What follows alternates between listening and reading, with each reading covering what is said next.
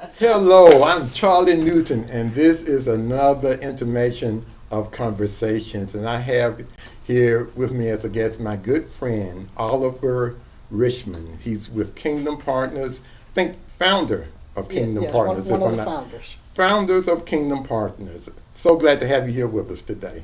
Thank you for inviting me. I love the work you do, and I appreciate you allowing me to come spend some time with you today. Yeah, I just want to have just a regular conversation because a lot of times people don't get to know, we don't get to know each other because we don't talk. Yes. And so, first of all, though, I want you to tell our audience what is or who are Kingdom Partners. Okay, I'll try to do it in 2 minutes, maybe a Okay. minute. Okay. Kingdom Partners is a group of faith based leaders came together to love our city, love each other, and then do something about it. So we started out maybe 5 years ago, predominantly working with the black church. I was frustrated with the churches of not working together. Our community is suffering. And so we started working with black churches, and then we actually branched out, started working with black and white churches and nonprofits. And then we became part of this group called Leadership Foundations. And so now we work with government, education system, businesses, and the faith-based community on trying to solve major problems together in the community. And then we work to actually support grassroots organizations to help them build capacity. Oh, awesome. That's awesome. Before we go any further, who is Oliver Richmond? Tell us a little bit about yourself. Well, I guess the biggest thing is a person of faith that try to live out my faith in the community. I love being in the community around young black people, kids, families. I grew up in a tough area in Indiana. Married, 3 kids, daughter, son in his 30s, daughter in 30s, youngest son 30. Wife's a minister of the gospel. Uh, 3 brothers and 1 sister. Wow. Wow. Okay. So, what brought you to Chattanooga? My wife. She's from southern Indiana. I'm from northern Indiana. And actually, I tell the story of Pastor Trinae Jordan introduced me to my wife. Oh, really? Yeah, Okay. and so we was 4 hours apart. We were dating, and we decided to get married. And she didn't want to come to my hometown. She said it's too cold. It's always cloudy. I said Evansville's too slow. They sit on the porch, have iced tea, watch the cars go by. And so I came down here. I knew Pastor Jordan, so we moved down here, did some work, but I always worked with churches and love work out in the community with a number of organizations. Oh, wow. That's powerful. So, I know that recently Kingdom Partners uh, got some funding from the city to do a major project here in Chattanooga. You want to talk a little bit about that? You don't Yeah, have to get yeah. be too elaborate, just so our viewers know what's happening. Yeah, it's very unique. We love the mayor. We love his platform. He told us he was going to do some things when he went into office to really bring some equity, to help uplift the black community. And so we had a cohort of 20-some churches that came together, and over a year's time frame, they learned to love each other. It's called Charity to Change, love our community, and they came out with some initiatives. One was education, one was affordable housing, and one was workforce development. So we applied for a grant from the city on affordable housing and mentoring. And lucky enough, we were awarded 2.3 million. 1.8 million is to help do affordable housing, 30 units. The other one is $500,000 for mentoring. And most of those dollars are going to go back out in the community to support churches, nonprofits, to help them buy affordable housing, build, and then have them do mentoring programs. We're going to undergird that organization with some dollars to do mentoring. You know that seems to be a daunting task to do that. It's exciting.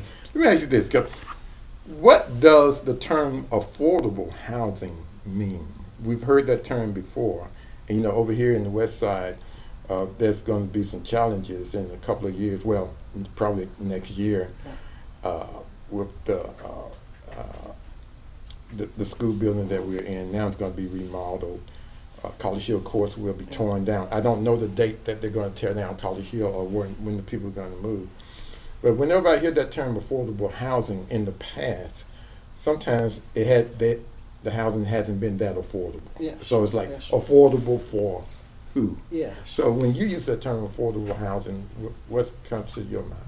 Well, when I look at affordable housing, there's a difference between low income housing, Okay. market rate housing, and affordable. Affordable housing is housing, to me, where the average person working an average job can buy and own the house. Okay. And so we did a housing summit. We've been working with a number of people, and one lady was explaining. She said 30% of the city workers qualify for affordable housing. So there's an income bracket the government uses that considers affordable, and where you can actually pay a mortgage, upkeep the house, have insurance, and then have money left over. And what is that income bracket? I'm not exactly sure what it is. I had to get to my housing guy because Okay. it changes a little bit, but it's not $300,000-$400,000 houses. These are houses 200,000 or Okay. less, Okay. Okay. where, like I said, you can actually afford that mortgage. In this market, it's hard to build them for under 200,000. I know. And so that's the catch. You had to get some subsidies, some creative financing to try to help get those houses at a price where people actually can buy them, and they're really nice houses. Now, are people still building? I mean, there's a lot of construction going on in Chattanooga, but they are like condos and, like multi-family units, what I'm seeing. Are people building single houses these Yes. days? Can you Yes. find builders for that? Well, yeah, they're building them. I mean, right Okay. down my street, there was a nice wooded area, and they started tearing down the trees. They built 3 houses right there. Okay. They sold one before it was done, and they got 2 more. So they're building, but I think with developers, if the market bears it, they're going to build bigger projects, and they'll do a whole housing development. Yes, that's what I mean. Yeah. So they're doing that, but the single ones, like I said, just because the profit margin and what it costs, those are hard to get built unless Yeah. you can build 10 or 20, where you can bring in a developer and the finance team to finance them. So that's part of our project, where we're going to give out interest-free loans and to help develop, rehab, and then they pay those loans back. We help someone with those dollars again, kind of fill the gap on financing and getting those units built. Right, because it's so difficult. I noticed that these new developments, these new communities that are going up, the houses are pretty expensive. Yes. Yeah.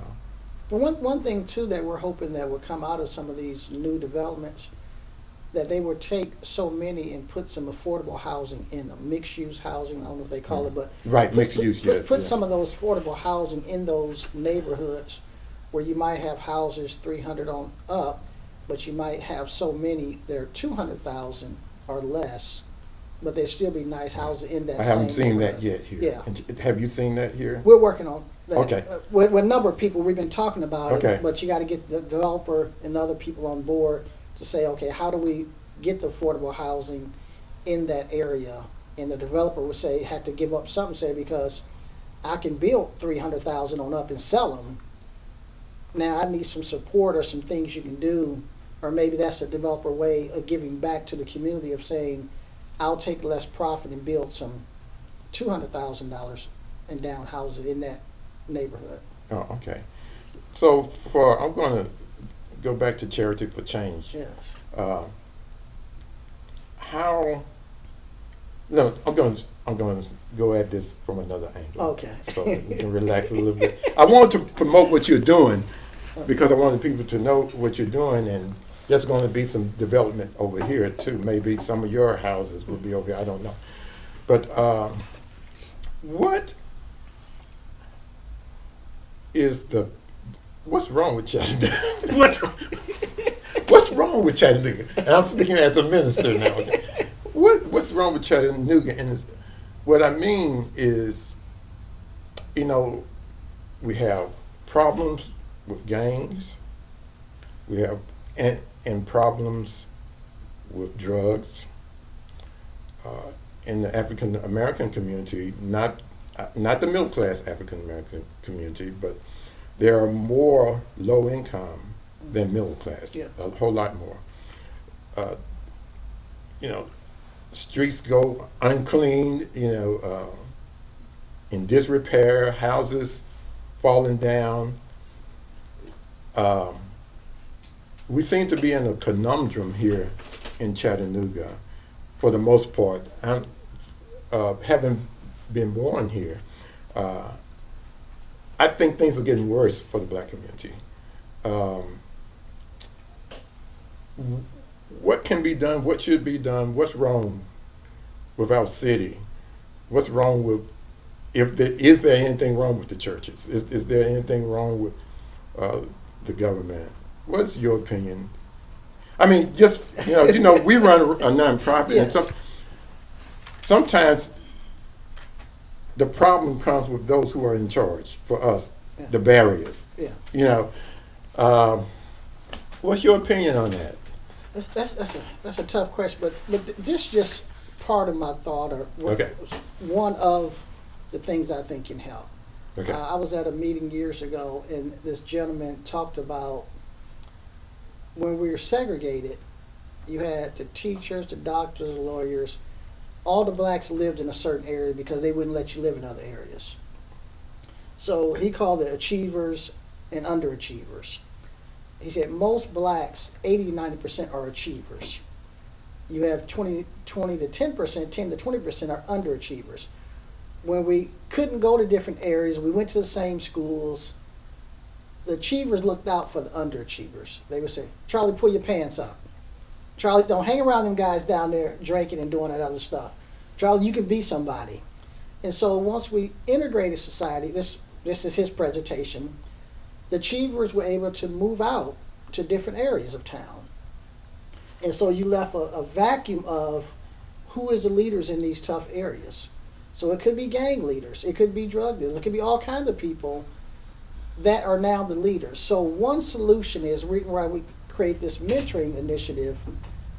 We have to go back as black people, as people of faith, and give back in the community. We need to spend our time, even if we don't live in the community, you still can love a community, but go back and give back and encourage the kids, support them, support the schools. And I think that's one of the biggest pieces that we're missing, that I think as people of faith, we can fell into this American dream of it's all about me and my family. I got mine, you get yours. That sounds like prosperity. Yes. And we forgot our community. And so there's church on every corner. And part of what we try to do is get the people to love each other and then do something in the community together. Whether you live on the mountain, you live in a wealthy neighborhood, how can you support Charlie Newton? How can you support SPLASH as working with the kids as grassroots, help giving these kids a future, spending time with them? Now you might not come down off the mountain, Right. but you can spend some financial support. You can buy some art. So the biggest thing I think is, as people of faith and people of color, blacks in particular, we got to go back and give back. I had to give a plug there when you said you can buy some art. Okay. That's right. So Right. SPLASH is actually having an art exhibit at Ava Gallery over on Fraser Avenue. Yes. All the work is for sale. When we sell the artwork, the child gets half of the money, Oh, that's and great. half goes That's great. back, to framing and into the nonprofit. And Ava is a nonprofit as well. Yes, So, that's but great. the lion's share, which is 50%, goes to the child. That's right. So that art will be up for the rest of this month. Yes. So you can support a child and family, Yes. and encourage a child and family That's great. by going down there. That's Okay, and you can, if you want to buy Charlie Newton art, Yes. we have a Fabulous. website. Great We have a art. website. Great art. ArtistCharlieNewton.com. That's Yeah, I was thinking the other day, there's no way that anybody can support Charlie Newton without supporting SPLASH. That's right. Without supporting That's this kid. right. Because my life, That's right. my wife's life is poured into these communities. And we thank God for you and your wife, because I've seen the great work you do, the dedication, the hard work, not having all the resources you need. And one thing that I've seen over the years about black-run nonprofits, they do it from the heart. Whether they have the money or not, they still do it. They go it out. They don't have the things that their household needs because they said, I'm going to give to these kids. And so I would like to see the foundations and people, and we got to work on getting more word out of like what you're doing in other nonprofits to give them resources because they're going to do it regardless. But just think how many more kids and families they can touch if they had the dollars, the resources they needed. And in my point of view, I have a different point of view too about how foundations fund nonprofits. Not all of the foundations, but the vast majority. And the city. Organizations like mine, grassroots organizations, you know, we are stakeholders in this community. Yes. For instance, we're sitting in a building now where this was my sixth grade classroom. Yes. I grew up across the street. We've done this even before Splash. Splash is 14 years old, Yeah. but we've done ministry in this community Okay. since '91. Okay, man. So, personally, I've been working in the community, Yeah. bringing art to the boys' club, to the schools, Yes. working in the community since '71. Man. My entire life That's has almost as been, long as I've been born. yeah, my whole life has been giving back. It's not something intentionally that I did, but when you see a need, Yeah. and you have something, the word says that to whom much has been given, Yeah. much is required. That's right. But it's not that I'm trying to keep the word. It's just that it's in your heart. That's right. The word is in your heart and it's become life. And you see, okay, I can teach a child arts. This is something I can do. Yeah. Oh, yeah. I can talk to a kid. I know. It's like, and then I see large amounts of monies that the city just did going to multi-million-dollar nonprofits who've never been in the community almost. Now, who have no real connection, don't know, what it's like to be hungry. I do. Yeah. Not to have shoes. I do. Not to have the clothes for school. I do. I know what it's like. And they always focus on these big numbers. It's just like backwards. You're going to give to an organization that has millions of dollars to come into my community when you've had people struggling in the community to serve for years. Yeah. That mentality is what's destroying the community. Yeah. Because if I don't really have a heart, if it's just about me getting some more dollars, Yeah. then it's all a big lie. Now, Yeah. this, in my mind, I'm just speaking for Charlie Newton. This is how I see it. Yeah. Why not help the organizations that's been working in the community all this time? Yeah. To do, and I thank God for what you're doing now, the new Givers Circle that you guys have started to try to, Well, one thing I think, like I said, I commend the mayor and his team. They funded us to help support you guys and other organizations. They felt like we have the capacity, we can deliver.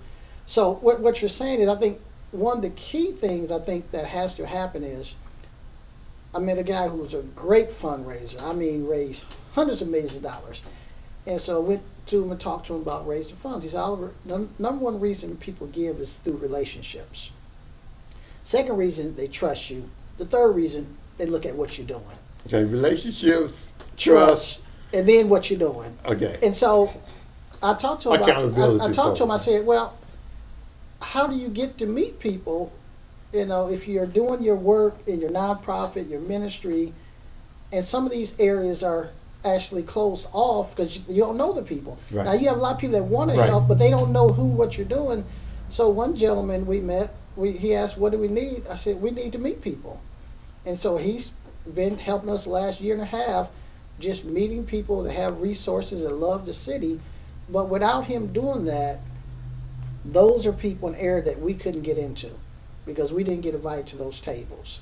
But once you get there, our job is introduce Splash, other people, And that's why you just was talking about, the giving circle. We would work with Generosity Trust, trying to get people to know more about who they are, what they do, African American outreach. And Pastor Hathaway and I were talking one day. I said, Chick-fil-A does a program where they set aside $10 million for black-run organizations are working in the black community. If you think we can come up with something like that for create a giving service, that we can do that here. And so we talked for about an hour and a half, and we said, let's present that to our leadership group. And we presented. We said, okay, everybody put in $50 a month. We'll raise money, but that money will go to great organizations doing great work, black-led, or doing work in the black community.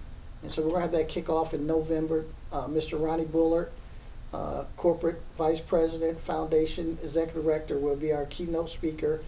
And then April of 2023, we're going to award our first grants. And we're hoping to do at least $60,000 or more to that first. And that is exciting that's coming about, is for smaller organizations that revenue are 100,000 or less, or if they have a program whose revenue are 100,000 or less, they will qualify. It can be a church, nonprofit, neighborhood association, whatever nonprofit, you can participate in that. That's good news. It's exciting. Yeah, how do you do all this stuff though? How how do you do all this? I mean, I'm just wondering. You're involved with many you really want to know, things. You really want to know the secret? Yes. It's really not a secret. I spend a lot of time in prayer, devotion, listen to preaching, and most of this stuff happens is unbelievable. I didn't even dream about this kind of stuff happening. It just happens. And what I try to do is love people, get them to work together, and really support them, and be sincere, and understand that we can't do it. There's a lot of great things going on. So how do I help Splash? How do I help this organization? How do I help this church? And as we started doing that, the Lord started opening up doors, and things are happening. Our first housing project was working with Tucker Baptist on a $15 million project. That's our first one. We just a little small organization, and that's our first project. We just signed to do another one, 80-something unit up in Hickson. So the Lord just opened these doors up, and I believe, just me personally, when our elders, our leaders come together and don't look at race, denomination, look at how can we help the community, I believe the Lord blesses that unity. And He's been blessing our organization, our leaders, our nonprofits, as we work together and say, I'm a piece of the puzzle. I'm not the puzzle. I don't have all the answers, but I have a piece of it if I work together. And I believe that's what's been happening with our organization, with our leaders. Like I said, stuff just happened. It's unbelievable to me. I mean, when people are willing to support, call you up and want to write a check, want to donate, spend time, we can't take any credit because we didn't think any of these ideas. We just go.